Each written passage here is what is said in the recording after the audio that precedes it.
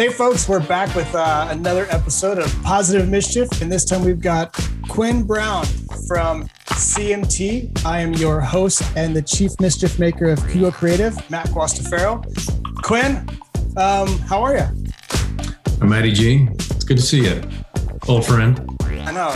It's always good times. We have to do this more often when it's not official. That's right.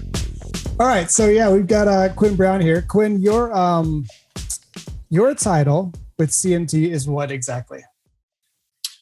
Vice President of Production. And it's actually Viacom CBS, but Viacom CBS was just changed to Paramount. Like our whole company changed. So now it's all Paramount. So technically I'm part of that whole machine. Wow. Yeah, we won't get into that because I'm sure we have lots to say. And we love them. We love them. So you have young kids like I do. First question for you is what, if you were going to describe your job to your daughters, my daughter, how would you do that? I would say, hey, Nico and Maya, look at those cats running around over there in the alley. And I'm going to go try to corral them and herd them. And that is what a producer does. That's pretty much, I mean, you know how it is, Matty G. Going back to the CNN days. But in reality, I mean, the best way I can put it is I'm really in charge of three things. I'm in charge of the creative of the various shows that we do. I'm in charge of people that work with me to do those shows, and I'm in charge of the money that it takes to do those shows. There are people that manage that money a little bit and have nice spreadsheets. I don't do that sort of thing. You know that. But but at the end of the day, if I go over budget, they'll come to me and yell at me and fire me. So I got to keep an eye on it. So everybody else gets to keep their job. That's taking one for the team right there. That's right. Hopefully a 5-year-old would understand that. I don't know if they would. But. Right? Yeah. No, it's the I don't want to clean my room thing that they don't even understand that. There are times I don't want to clean my room and produce the show each week either. So I get it. So I try to tell her, I don't want to clean my room either, but you're going to clean your room. Yeah. That's right. That's how this works. So the name of this show is Positive Mischief. And we talk about what that means to me. What do you do that keeps things positive, keeps things fun, keeps things mischievous on the job site, if you will, or in a production? What does that look like for you when you're herding cats, to be like that playful, mischievous kind of person? Is that even a thing? For us and my crew and team, like it's not that serious. Like it's only TV. And I think that's important, or content, as they say now. It's not the end of the world. And therefore, I've been known to walk around and whisper some bad things into the ears of camera guys just to get a laugh. I've been known to sing weird songs over the headset from the live truck. It's just not, you don't need to take it too seriously. Well, so why is it that sometimes there are some bosses that think that I know there's a lot of money on the line, but how do you try to work that up? It's easy to work it down because everybody who works for us, they want to have fun. They want to enjoy their jobs. But if you're trying to work it up, how do you navigate that one when you feel like everybody is being too serious? When they're worried about the money more than trying to the product or having fun with it. I've been pretty lucky in the recent past with a lot of that. I think everybody kind of feels the same way I do about most of that, but I think it's also, there's a time to get the mischief going, and there's time to manage up and present your idea and be professional and act like you know what you're doing. Yeah. So sometimes I got to do that.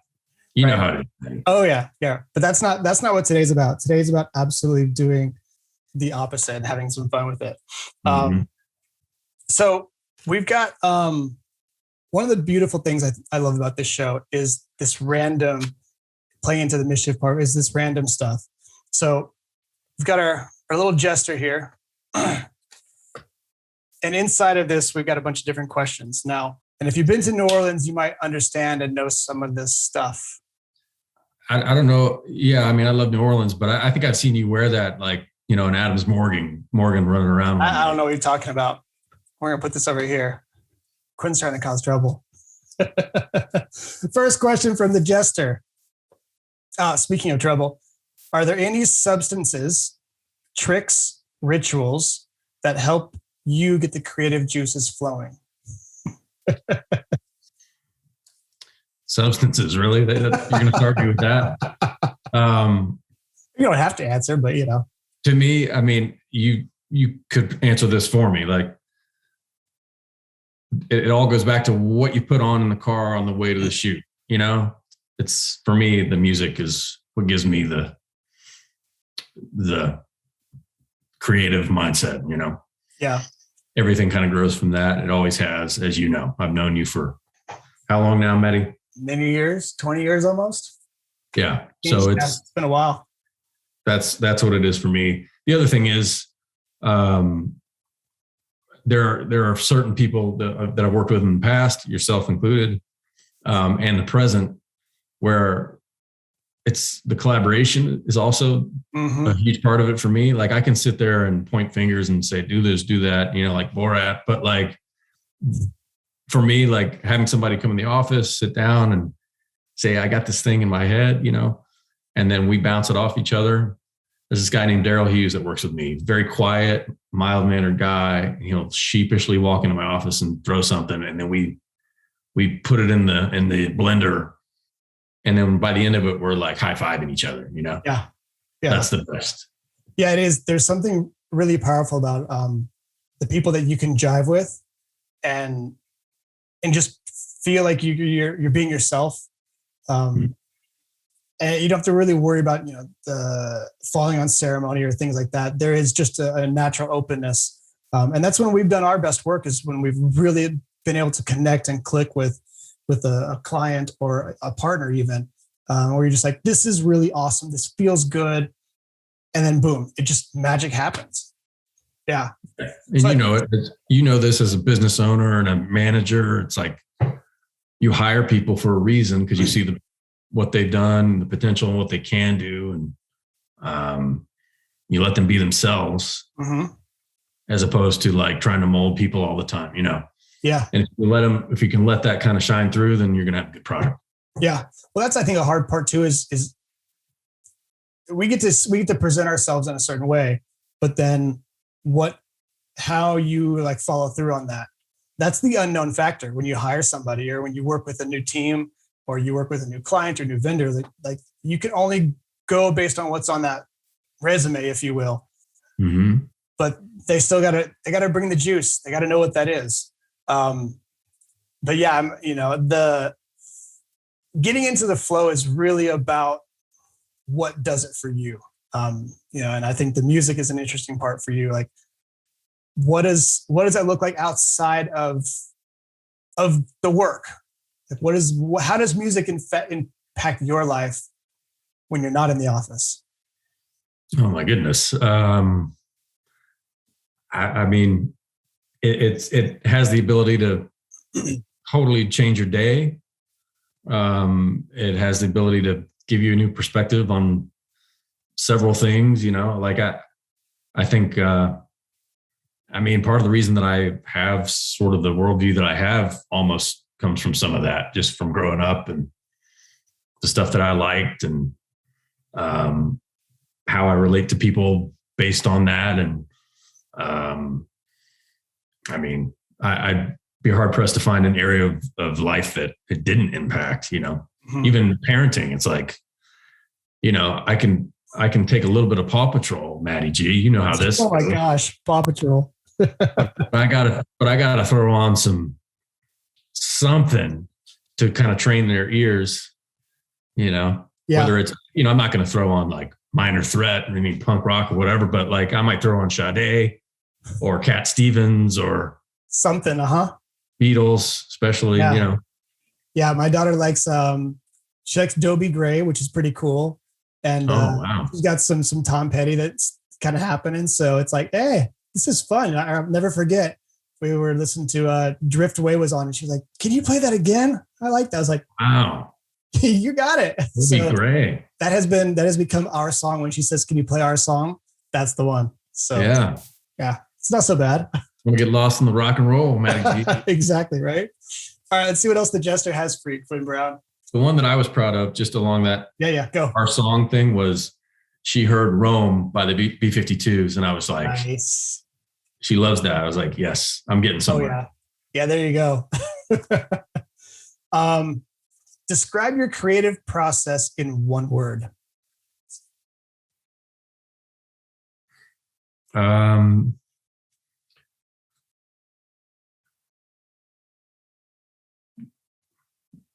Collaboration. Oh. Because here's why.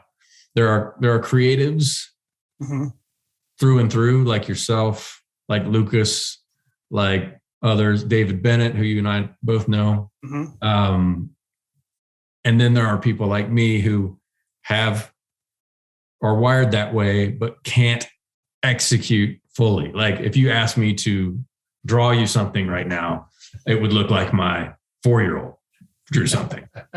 You can take that New Orleans guy, Jester, right there, and recreate him. Well, hell, you're going to recreate us into an animation for this podcast, right? There you go. Yep. I mean, that's the difference. So for me, it's collaboration. It's like I had these things in my head rattling around. I know what I want to see on the air or on a computer screen, but there are people better than me to execute those things that are way more artistic, like yourself. That's one of the things that I've always loved about you is that you don't need a pat on the back. No. I mean, you've always been the first guy in the room to be like, yep, it was this person, or yep, it was this person, to give credit where credit is due. And I don't think that happens enough. And that's a really powerful thing. So it doesn't surprise me that your answer was collaboration, because that's been the way that I've known you, is to get the best out of everybody who does what they do. Yeah, man. I mean, and that's huge. We're talking to each other on a computer screen right now, but we see each other once, twice a year with another guy named Steve Salvador, and he's the same. Like he's like my favorite collaborator probably ever to this point. Yeah. And that, those shows that you and I used to work on with him back in the old network, they'd be nothing without you guys. Well, and that's the beauty of it. Is like you don't get to do cool stuff by yourself in a silo. Like it does require a team. It requires people you can bounce stuff off of, even if it's not in that moment. It does. It's funny how people that have come through our lives influenced us to make us who we are now, and we wouldn't be able to do that without those folks. Yep. I think that's a really important thing to not lose sight of. So. Yeah, I mean, I could list people all day long, but this podcast would be an hour long. So let's see what we have here. Okay, so speaking of history and I guess how we came up to be, if you could go back in time, give your younger self a pep talk, when would you do this and what would you say?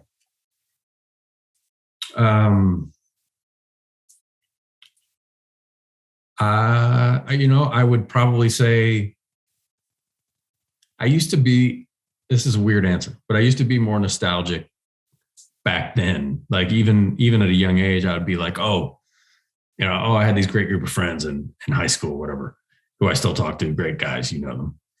And, but I would say at a younger age, live in the moment a little more. My mind immediately goes to traveling, but I've done a lot of that, but like, I would want to do more. Like, if you have an opportunity to go and see this or that, take it. Yeah. You'll figure out the money later. You know what I mean? Yeah. Yeah, that's probably the best And to this day, it's like, okay, it's a day. Sorry about that. We bleep it. It's a shitty day here in Nashville. It's like, okay, there's not much we can do, but like there's something I can get done today that'll, make it worthwhile. Yeah. Well, it sounds like there's positivity as part of that too. Mm-hmm. Sure. Really trying to live that type of life where you're uplifting yourself, you're uplifting the people around you. You're not getting, mired in the muck, so to speak. Because what good does that do? There's a band from your neck of the woods, Washington, D.C. called Bad Brains. And they had a whole mantra. It was called PMA, Positive Mental Attitude. There you go. And if, there are times I need to harness that more. And I think if everybody did, it'd be in better shape. Yeah, no kidding. I like that. Here we go. Speaking of positive mental attitude, what makes you nervous?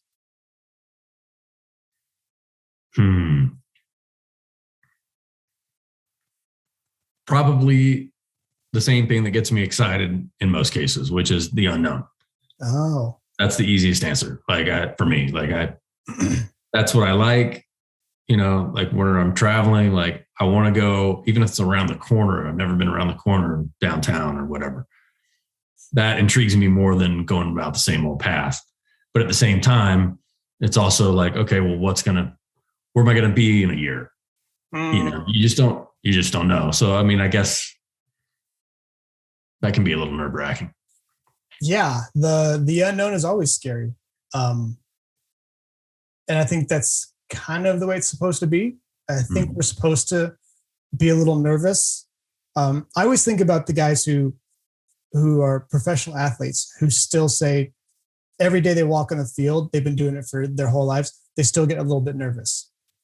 Like there is just that unknown, even if it's something you're good at, that you're an expert at, there's still that unknown factor to it of a little bit of nerves. And I think that nerves are good. Nerves are good.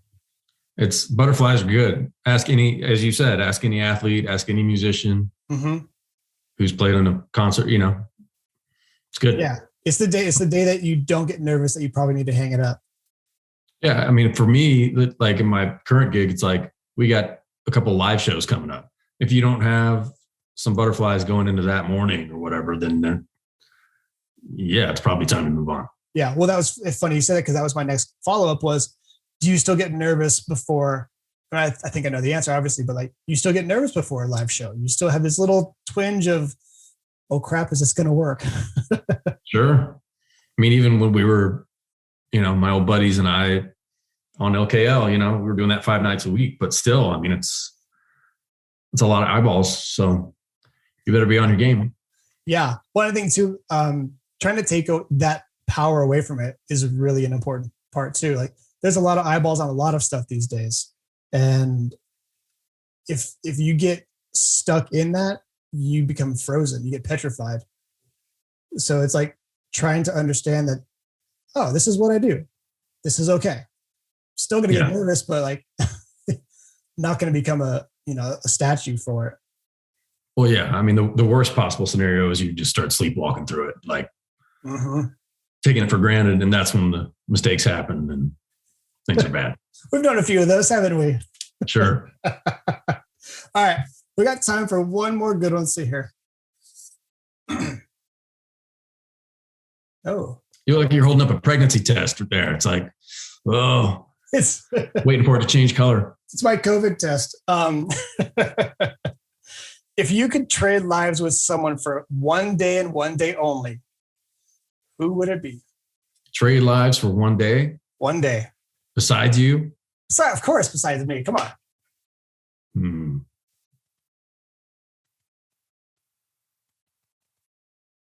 Trade lives with somebody for one day. What's the first thing that pops into your head? The first person that popped in my head was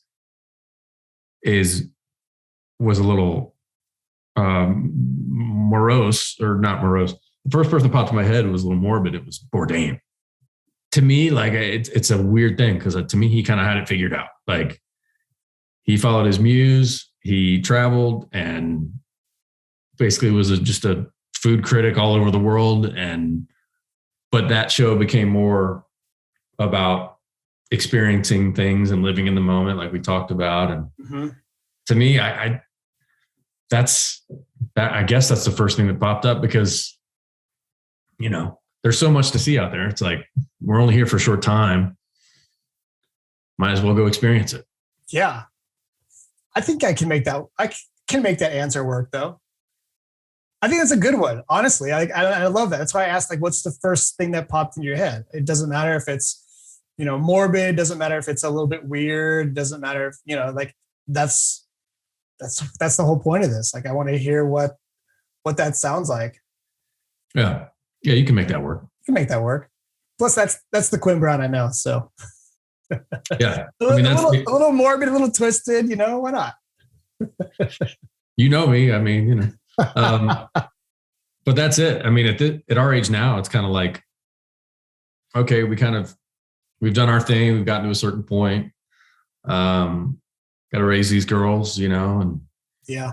But you still gotta find time for adventure. Yeah. So, well, my gosh, that's a huge part of it. I mean, it's so trite, but life really is an adventure. I mean, there's every single day there's something new. Like, being a parent, I think makes that even more apparent every single day. There's something new that she's going to say that's going to be exciting or interesting, or just make you just laugh out loud because you can't believe that came out of her mouth. That's the beauty of it. Like, anything that you think is mundane in your day to day is probably new to them, if not entirely amusing. Yeah. You know, so when they get excited about that and their eyes light up, you know, it's like, oh, okay, this drive to Target isn't as boring as I thought it would be because they get to ride in the cart. You know what I mean? Yeah, it's so true. Yep. And they never stay in the cart. Get out of the cart. Get in the cart. Can I touch that? Can I touch this? You know? Oh, you've got it good then, because usually for me, it's like, can I have this? Can I have this? Yes. Uh-huh. Yeah, the other day we went to the store to get a present for her cousin, and she found something for hers. I really want this. That's not why we're here, but I really want this. It's like, sounds familiar. Yeah, I love it. I like this. One more. Is there anything you believe that most of your friends do not? That's a tricky one. I feel like I'm on like inside the actor studio or some, you know, like at the end when they would. Yeah. But they all asked the same question, so they were ready. That's the beauty of this. See how that creative mojo works. I think there is some worth in country music. Some. Whereas actually, Matty G, you're probably on my side of that. Most of them do not. Yeah. I mean, I kid, but you know, it is my job right now. So I kind of have to say that. Yeah. And the good stuff with country or any music, like people say right now, oh, rock music's dead. No, it's not. Like, you just have to find it. It's out there. Mm-hmm. I would say the same about country. Like what you might be force-fed on the radio is not necessarily always the best stuff. But there's some good stuff lurking in the shadows. And this is not the philosophical answer that you wanted, but that's the one. No, that's a beautiful answer. That's exactly what I was hoping for. I mean, look, and that's, you know, the irony of that too is, you know, the fact that you are with CMT and you do a weekend top 20 show. Like, there you have it, folks. So, those still exist, people. They still do video countdown shows. Yeah. It's crazy. It's a good show too. I will say, I've been on shoots with him. It's a great group. Good show. Check it out. Yeah. We try to make the most of it. The best thing we've done on that show, you didn't ask this, but I'll say it. Go ahead, say it. all the stuff that we do twice a year now with the military, and we take the entertainers out there with us and we shoot the stuff, and we kind of basically do like little mini docs on all these units. And, my closest relatives that were in the military are deceased, my grandfathers, but you come from that background and your family comes from that. And man, that's given me such a huge appreciation of that whole infrastructure and that whole thing. Yeah. It's a powerful message, a powerful connector. I think, it brings a lot of different people together. And I think it's really cool that you guys still do that. So yeah, it's truly our pleasure to do that. That's a good one to end on right there.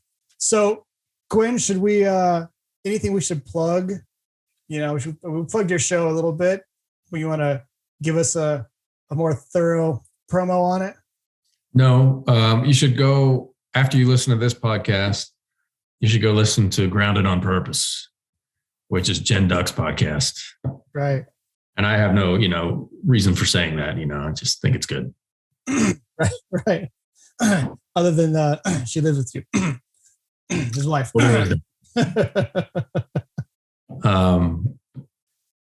Just slightly better than this one. Slightly better. That's right. Thanks. That's right. But yeah, Matty G, I appreciate you having me on. It's, of course, more than anything, it's just good to see you and talk to you. Good to talk and catch up as always. Indeed. All right, get back to work. I know you're busy, way more busy than what we are right now. See you, buddy. See you, Quinn Brown.